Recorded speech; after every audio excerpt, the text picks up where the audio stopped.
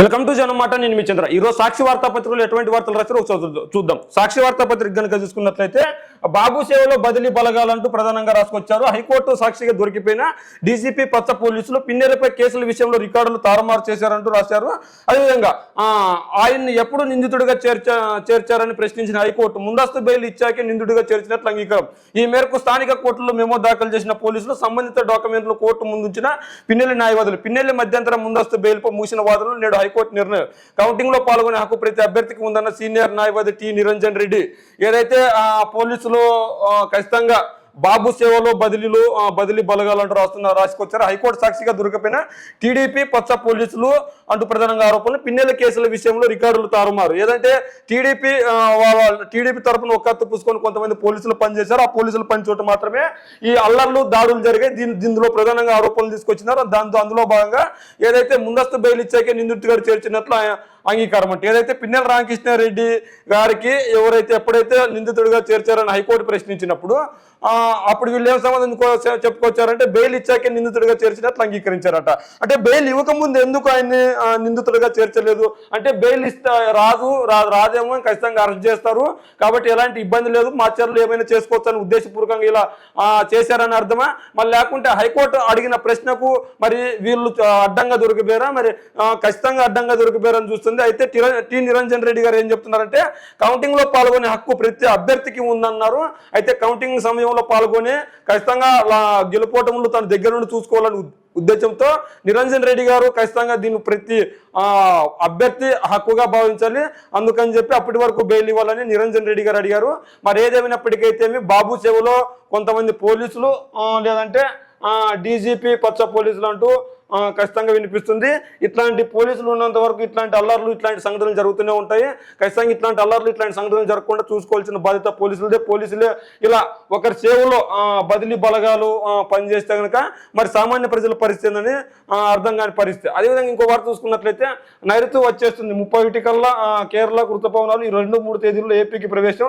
ఈ సీజన్లో సాధారణం కంటే అధిక వర్షాలు కురిసే అవకాశం. జూన్లో సాధారణానికి మించి వర్షాలు. నెలాఖరు వరకు రాష్ట్రంలో వడగాల్పులు, కొన్ని చోట్ల 49 డిగ్రీలు నమోదయ్యే అవకాశం ఉంది, జాగ్రత్తగా ఉండాలి. ఉప్పాడలో అలజడి, ఎగిసి పడుతున్న అలలు, కోతకు గురవుతున్న తీరం. ఏదైతే ఉప్పాడులో అలజడికి సంబంధించి జడి అని చెప్పేసి వాళ్ళు పేరు చూసుకోవచ్చు. ఇక్కడ కోటు కూడా వేశారు. ఎగిసి పడుతున్న అలల దెబ్బకు తీరం ప్రాంతం అంతా కోసుకుపోతుంది, ఖచ్చితంగా జాగ్రత్తగా ఉండాలంట.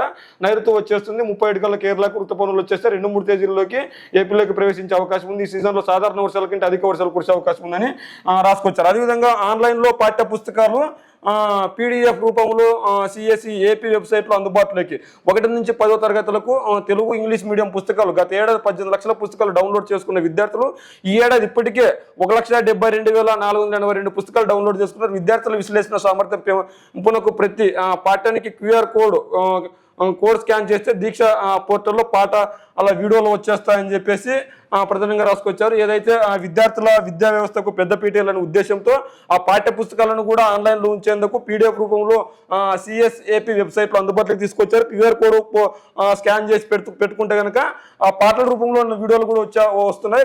1 నుంచి 10వ తరగతి విద్యార్థులకు ఈ English medium Telugu English medium పుస్తకాలు అందుబాటులో ఉన్నాయి. గత ఏడాది 18 లక్షల పుస్తకాలు డౌన్లోడ్ చేసుకుంటే ఈ ఏడాది ఇప్పటికే 1,72,482 పుస్తకాలు డౌన్లోడ్ చేసుకున్నారు. విద్యార్థుల విశ్లేషణ సామర్థ్యం పెంపొందించేందుకు ఈ చర్యలు తీసుకుంటున్నామని చెప్పేసి విద్యా వ్యవస్థకు సంబంధించిన అధికారులు చెప్తున్నారు. ఏదైతే ఉంది ఖచ్చితంగా అందరూ పాఠ్య పుస్తకాలను యూజ్ చేసుకోవాలని చెప్పేసి కోరుకుంటున్నాం. అదేవిధంగా ఇంకో వార్త చూసుకున్నట్లయితే పట్టణ యువతలో 61 మందికి కంప్యూటర్ నైపుణ్యం ఉంది. గ్రామీణ యువతలో అది 34%, 36% మందికి జోడించిన ఫైల్తో ఈమెయిల్ పంపగల సామర్థ్యం, 45% మందికి ఫైల్ లేదా ఫోల్డర్లను కాపీ చేయగల లేదా తరలించగల సామర్థ్యం ఉంది. ఇండియా ఎంప్లాయ్మెంట్ రిపోర్ట్ 2024 వెల్లడి అంట. ఏదైతే పట్టణాల్లో నివసిస్తున్నారో ఆ పట్టణాల్లో నివసిస్తున్న యువతకి 61% మందికి కంప్యూటర్ నైపుణ్యం ఉంది అంటున్నారు. అదేవిధంగా యూత్తో అది 34% అంటున్నారు. అంటే సగానికి సగం గ్రామీణ యూత్లో కంప్యూటర్ పట్టణాలతో పోల్చుకుంటే వాళ్ళు పట్టణాలతో యూజ్ చేసే నైపుణ్యంతో పోల్చుకుంటే గ్రామాల్లో యూజ్ చేసే వాళ్ళు 34% మందికి ఉందంటున్నారు. అది కూడా 36% మందికి జోడించిన ఫైల్తో ఈమెయిల్ పంపగల సామర్థ్యం ఉందంట. 36% మందికి జోడించిన ఫైల్తో ఈమెయిల్ పంపగల సామర్థ్యం, అదేవిధంగా 45% మందికి ఫైల్ లేదా ఫోల్డర్ను కాపీ చేయగల లేదా తరలించగల సామర్థ్యం ఉంది. ఇండియా ఎంపవర్మెంట్ రిపోర్ట్ ప్రకారం ఖచ్చితంగా కంప్యూటర్ నైపుణ్యం అనేది నేటి ప్రపంచంలో రాను పెరిగిపోతుంది కాబట్టి ప్రతి ఒక్కరు యూజ్ చేసుకోవాలి. పట్టణాల్లో నివసించే యూత్కి కూడా 61% మందికి ఉందంటే మిగిలిన 39% ఏం చేస్తున్నారు. అదేవిధంగా పల్లెల్లో అయితే కేవలం 34% మాత్రమే ఉంది. దాదాపు 66% యువతకు కంప్యూటర్ పై నైపుణ్యత లేదు. అంటే చదువుకున్న వాళ్ళకు కూడా కంప్యూటర్ పై నైపుణ్యత లేదని దీనికి నిదర్శనం అవుతుంది. ఖచ్చితంగా ప్రతి ఒక్కరు చదువుకోవాలి, చదువుకున్న వాళ్ళు కూడా కంప్యూటర్ యూజ్ చేసడం నేర్చుకోవాలి. ఎందుకంటే నేటి ప్రపంచం కంప్యూటర్ పై ఆధారపడి ఉంది కాబట్టి. అదేవిధంగా ఓట్ల లెక్కింపుకు పారదర్శకంగా నిర్వహించాలి అంటూ ఎన్నికల కమిషన్ మాటలు రాశారు. ఒక ఈవీఎం లెక్కింపు పూర్తయిన తర్వాత మరో ఈవీఎం తీసుకోవాలి. వీలైనంత త్వరగా ఖచ్చితమైన ఫలితాలను ప్రకటించేందుకు ఏర్పాట్లు చేయండి. పాసులు లేని వారిని కౌంటింగ్ సెంటర్ల దగ్గరకు రానివద్దు. ఇందుకోసం పటిష్ట వ్యవస్థను ఏర్పాటు చేయండి. రాష్ట్రాల సీఈఓలకు ప్రధాన ఎన్నికల కమిషనర్ రాజీవ్ కుమార్ ఆదేశం.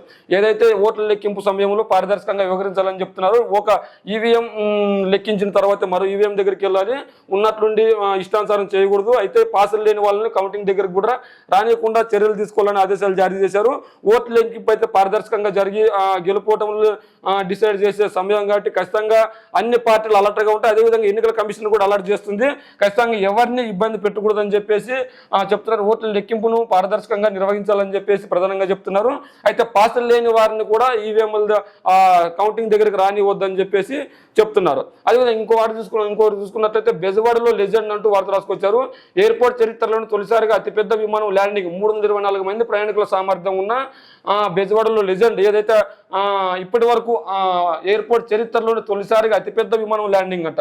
ఏకదాటిగా 14,400 కిలోమీటర్లు ప్రయాణం, 322 మంది హజ్ యాత్రికులతో సౌదీ అరేబియాకు ప్రయాణం అంట. పవిత్ర హజ్ యాత్ర ప్రారంభం విజయవాడ ఎయిర్పోర్ట్ నుంచి బయలుదేరిన తొలి విమానం. విజయవాడ ఎయిర్పోర్ట్ నుంచి హజ్ యాత్రకు వెళ్లేందుకు సిద్ధంగా ఉన్న యాత్రికులు ఏదైతే రాష్ట్ర ప్రభుత్వం హజ్ యాత్రను తరలిస్తున్నారో హజ్ యాత్రకు సంబంధించి బెజవాడలో లెజెండ్ అంటే ఇప్పటి వరకు ఎయిర్పోర్ట్ చరిత్రలోని అతిపెద్ద విమానం ల్యాండ్ అయ్యి ఇక్కడి నుంచి తరలిచ్చే ప్రయత్నం చేస్తున్నారు. తరలిచ్చే ప్రయత్నం చేస్తూ వాళ్ళ ఫోటోను అంటే విజయవాడ ఎయిర్పోర్ట్లో నుంచి హజ్ యాత్రకు వెళ్లేందుకు సిద్ధంగా ఉన్న యాత్రికులు పవిత్ర హజ్ యాత్ర ప్రారంభం విజయవాడ ఎయిర్పోర్ట్ నుంచి బయలుదేరిన తొలి విమానం అంట. హజ్ యాత్ర మన రాష్ట్రం నుంచి హజ్ యాత్ర దర్శించుకోవడానికి ముస్లిం మతస్థులకు ఇది ఒక వరంగా భావిస్తారు హజ్ యాత్రను దర్శించుకోవడాన్ని. అందులో భాగంగా ఏకదాటిగా 14,400 కిలోమీటర్ల ప్రయాణం, 322 హజ్ యాత్రికులతో సౌదీ అరేబియాకు ప్రయాణం చేస్తున్నారు. అయితే హజ్ యాత్రకి వెళ్ళినప్పుడు అందరూ ముస్లిం సోదరులందరూ జాగ్రత్తగా మీరు హజ్ యాత్రలో పాల్గొని తిరిగి రావాలని కోరుకుంటున్నాం.